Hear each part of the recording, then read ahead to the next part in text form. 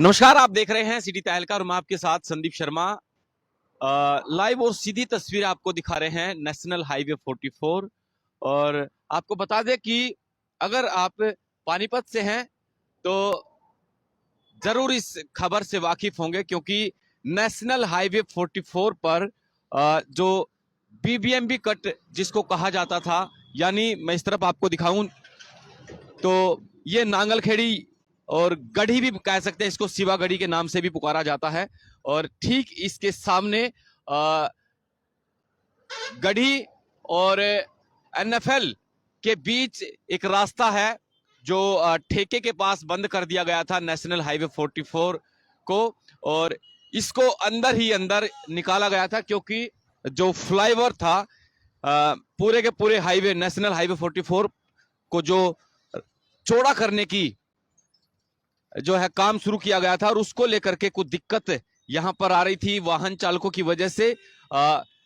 धीरे काम चल रहा था, यानी गति उसकी कम थी, तो उस लिहाज से NHAI यानी national highway authority of India और पानीपत पुलिस के द्वारा इस पर संज्ञान लेते हुए इस रास्ते को बंद कर दिया गया था, ताकि इस काम में रफ्तार लाई जा सके। और करीब करीब 9 महीने तक रास्ता ये बंद रहा। जो पानीपत सिटी के अंदर थे, यानी हाईवे वाले तो ऊपर से जा सकते थे, लेकिन जो पानीपत सिटी के जो लोग थे, और खासकर सवारियों की बात करूं, बसों की बात करूं हरियाणा रोडवेज की, तो सभी लोग परेशान थे, क्योंकि अंदर ही अंदर घूम करके टूटे फूटे रास्तों से उनको गुजारा जाता था। और आगे ठीक शिवा के सामने का मैं जिक्र बता रहा हूं कि शिवा के सामने जो चौटाला रोड है, छाजपुर और सनोली की तरफ से आता है, उस रास्ते पे वाहन चालक निकलते थे, यानी समय की बर्बादी होती थी, वाहनों की टूट फूट होती थी, क्योंकि रास्ता टूटा फूटा था। और इसके अलावा ईंधन की खपत यानी डीजल और पेट्रोल भी ज्यादा लगता था, समय भी ज्यादा खराब होता था।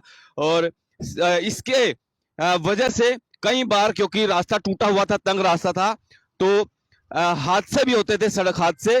तो अब इस ये हाईवे आप देख पा रहे हैं कि तकरीबन ये हाईवे अब बन करके तैयार हो चुका है। ये छोटा मोटा काम बचा है, और 2 रास्ते थे ये बंद कर दिए गए थे। एक तो ठेके के ठीक सामने सेक्टर 25-24 की तरफ जो रास्ता जाता है, और दूसरा रास्ता ये था जो सेक्टर 29 थाने की तरफ जो जाता है इंडस्ट्रीज एरिया में। इस रास्ते को भी बंद कर दिया गया था। अब धीरे धीरे हाईवे को खोला जा रहा है, और सभी वाहन चालकों ने फिलहाल राहत की सांस ली है। और इसको मैं बताऊंगा कि अब समय की बर्बादी तो बचेगी ही, इसके अलावा जो लाखों रुपए का हर महीने, क्योंकि हर रोज हजारों की संख्या में यहां से वाहन गुजरते थे, और हजारों की संख्या में अगर 3-4 किलोमीटर का भी लंबा सफर उनको तय करना पड़ता था, तो हर महीने लाखों रुपए का अलग से एक्स्ट्रा ईंधन उसकी बर्बादी होती थी। तो अब वो लाखों रुपए की भी जो व्यर्थ का खर्च था वाहनों का, वो भी फिलहाल यहाँ पर अब बच पाएगा।